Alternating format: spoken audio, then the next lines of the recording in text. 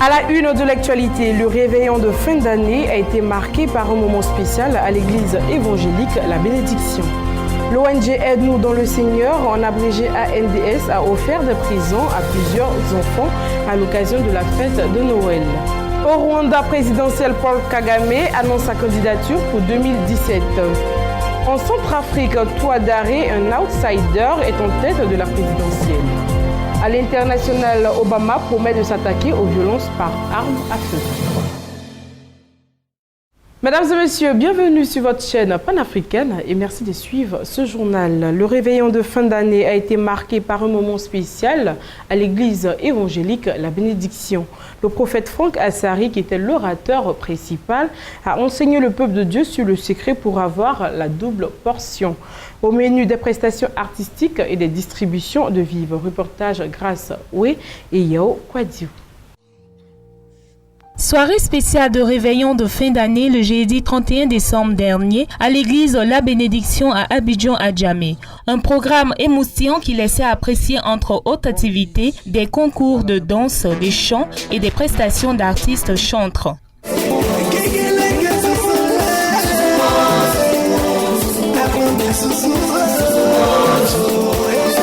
Mais après avoir passé une année 2015, au cours de laquelle les uns et les autres ont pu compter les grâces de l'Éternel, le peuple de Dieu, à travers d'intenses moments de prière et d'adoration, n'a pas manqué de dire sa reconnaissance à son Créateur. Ce forte action spirituelle a été renforcée par la prédication du prophète Franck Assari, l'orateur principal. Se basant sur Ésaïe 61, verset 7, il a instruit le peuple présent sur les principes divins de la multiplication afin de donner aux chrétiens les secrets d'une vie prospère. Now God said I should tell anyone who lost something in 2015. Alors Dieu dit de dire à quelqu'un qui a perdu quelque chose en 2015. Money, que ce soit l'argent, business, les entreprises, marriage, le mariage, relationship, les relations, health, la santé, contracts, les contrats. God said I should tell anybody who got shame in 2015. Dieu dit de dire à quelqu'un qui a eu honte en 2015 that in 2016 qu'en 2016 you are about to receive multiplication. Tu es sur le point de recevoir la multiplication. You are about to receive double. Tu es sur le point de recevoir le double. Now listen. Cette soirée fut également un moment de partage à travers une distribution de vivres par des servantes de Dieu à leurs frères et sœurs en Christ. Le pasteur Sam Monté, fondateur des églises La Bénédiction, a ensuite proclamé des paroles prophétiques de bénédiction. You shall spread abroad. Tu t'étendras. Today, aujourd'hui, maybe you have only one company. Peut-être que tu as une seule entreprise. You have only one shop. Peut-être que tu as une seule boutique. You are doing only one business. Peut-être que tu fais seulement une affaire. But God says, mais Dieu dit, 2016, en 2016, you have more branches. Tu auras plusieurs succursales. You have more branches. Tu auras plusieurs branches. You expand. Tu t'étendras. To the north. Au nord. To the south. Au sud. To the east. À l'est. To the south. À l'ouest. If you believe so, amen. Si tu crois à ça, dis un grand amen. Un temps d'interprétation de chants et un concours de connaissances bibliques ont clore cette nuit de réveillon à l'église La Bénédiction. Que Dieu vous bénisse. La veillée de la Saint-Sylvestre a également été marquée par un culte spécial à l'église évangélique La Destinée à Cocody, Riviera 3. Le révérend Georges Amouako a prêché sur les secrets de la bénédiction et de l'onction particulière en Jésus. Et le peuple de Dieu a vécu d'intenses moments de prière et d'adoration. Nous aurons plus de détails dans nos prochaines éditions. L'ONG Aide-nous dans le Seigneur, en abrégé ANDS, a offert des prisons à plusieurs enfants lors de la cérémonie qui a eu lieu le mercredi 23 décembre 2015 au quartier Angré-Château de Cocody. C'était à l'occasion de la fête de Noël.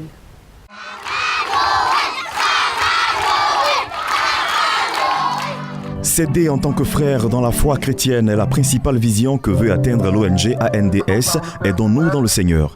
Les enfants pour qui l'ONG a organisé ce programme de dons a massivement répondu à l'invitation. Avant de leur offrir des cadeaux, le premier responsable de cette structure, président fondateur de l'ONG, Sogo Diocré Simon, a tenu à donner des orientations spirituelles aux enfants via un message biblique autour du thème « La bonne nouvelle ». Ça transforme, ça transcende. Dans Job 22, au verset 21, attache-toi à la parole. Non seulement tu auras la paix, mais tu auras le bonheur. Enfants, vous avez besoin de la parole de Dieu, qui est la bonne nouvelle pour vous. Le point focal de la rencontre a été la remise des cadeaux aux enfants. Cette étape importante de la cérémonie a été ponctuée par des prestations d'artistes.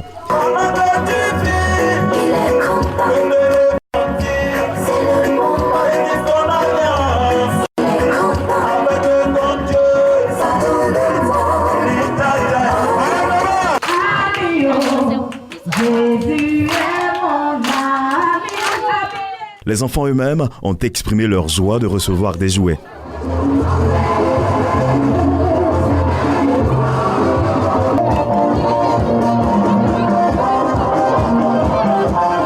Tous les enfants issus de quelque famille que ce soit n'ont pas été épargnés. Ils ont tous reçu un cadeau sur leur âge et leur goût. Merci. La ONG, ce qu'ils ont fait pour mes enfants, c'est trop.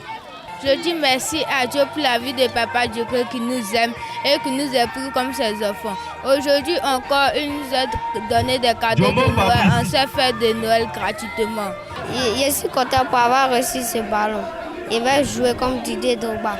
Je suis très heureuse de voir qu'en plus de nous donner à manger, Papa Dieu nous donne des cadeaux. En cette fête de Noël, que Dieu le bénisse pour tout ce qu'il fait pour nous. Je suis en joie d'avoir eu un cadeau de Noël en cette fin d'année et je dis merci à Dieu pour la vie de Papa Diokre. Je dis merci à Dieu parce que grâce à Papa Diokre, j'ai eu un cadeau de Noël cette année. Que Dieu le bénisse, que Dieu lui donne beaucoup d'argent. Je veux que toute la Côte d'Ivoire soutienne Papa Diokre pour tout ce qu'il fait pour nous, afin qu'il ait les moyens pour soutenir d'autres enfants comme nous.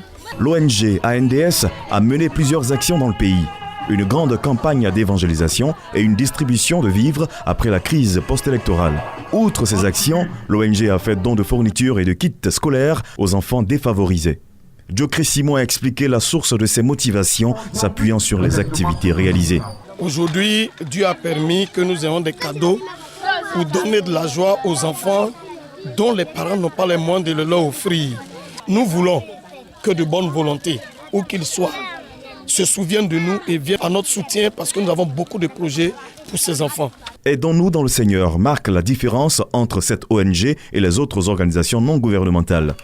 Dans cette optique, le président fondateur s'est donné pour défi de réaliser son rêve. Rendez-vous est donc pris pour d'autres actions de l'ONG.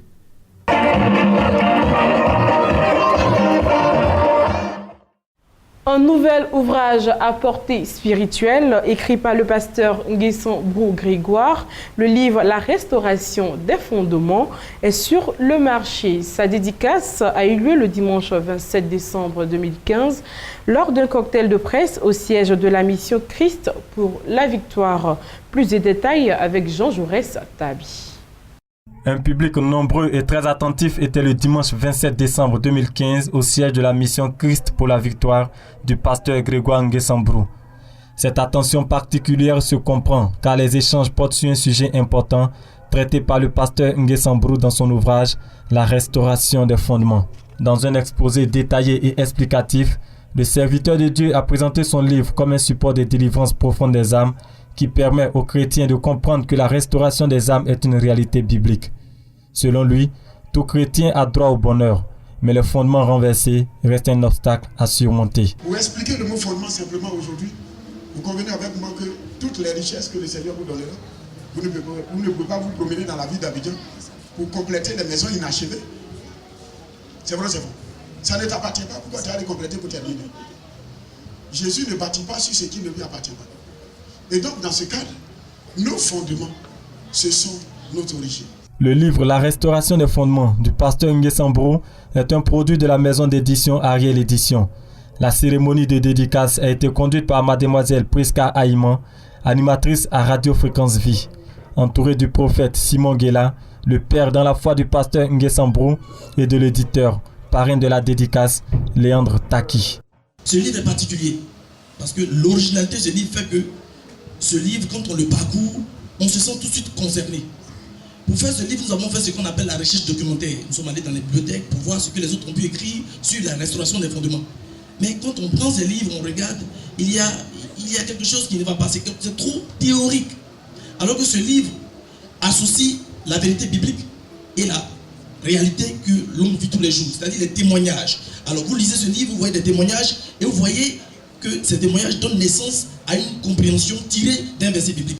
Lorsque Jacob bénissait ses fils, chacun d'entre eux a été béni de manière spéciale. Jacob, qui était la source, a donné en diversité à ses fils. Et voir le pasteur Grégoire aujourd'hui, même l'entendre donner des enseignements, je prends note. Je suis son père, je prends note parce que chacun a sa grâce, chacun a son appel, chacun a son onction. Et donc, je bénis le Seigneur pour la dédicace de ce livre qui, comme il a dit lui-même, ce n'est qu'une introduction. Pour mettre en exergue l'importance pour un chrétien de connaître le contenu du livre La Restauration des fondements, les intervenants se sont prêtés aux questions des journalistes et de l'auditoire. Une série de dédicaces d'ouvrages a mis fin à cette cérémonie. Édifiée par la profondeur spirituelle du livre, plusieurs auditeurs ont voulu repartir avec un livre portant un message du pasteur Nguessan-Brou. Ouvrons le chapitre de l'actualité africaine au Nigeria où le président Buhari est prêt à négocier la libération des filles de Chibok avec Boko Haram. En effet, le gouvernement nigérian est prêt à négocier avec une direction crédible du mouvement islamique Boko Haram la libération des 200 jeunes filles dont l'enlèvement était en avril 2014. Le président rwandais Paul Kagame a mis fin à un faux suspense en annonçant jeudi soir qu'il se représenterait à l'élection présidentielle 2017 pour un troisième mandat, comme l'autorise la nouvelle constitution approuvée lors du référendum du 18 décembre.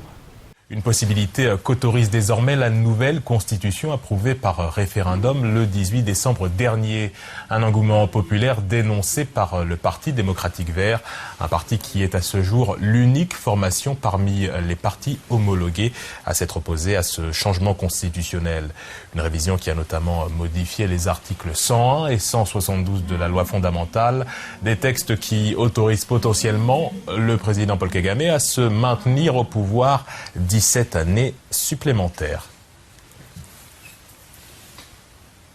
En Centrafrique, Touadéra, un outsider, est en tête de la présidentielle. Selon les premiers résultats partiels, l'ancien Premier ministre Faustin Archange Touadéra devance un autre ancien chef du gouvernement, Anissé Georges Dologuélé, qui avait reçu le soutien du parti du président déchu, François Bozizé. Un outsider en tête de la présidentielle centrafricaine. Selon les premiers résultats partiels, l'ancien Premier ministre Faustin Archange Touadéra devance un autre ancien chef du gouvernement, Anissé Georges Dologuélé, qui avait reçu le soutien du parti du président déchu, François Bozizé. À l'international, le président américain Barack Obama a souhaité vendredi 1er janvier dans ses vœux pour l'année 2016 redoubler d'efforts contre l'épidémie des violences par armes à feu qui seront l'objet d'une rencontre lundi avec la ministre de la Justice. Pour le nouvel an, j'ai pris la résolution de progresser autant que possible sur des sujets inachevés et je vous demanderai plus souvent votre aide.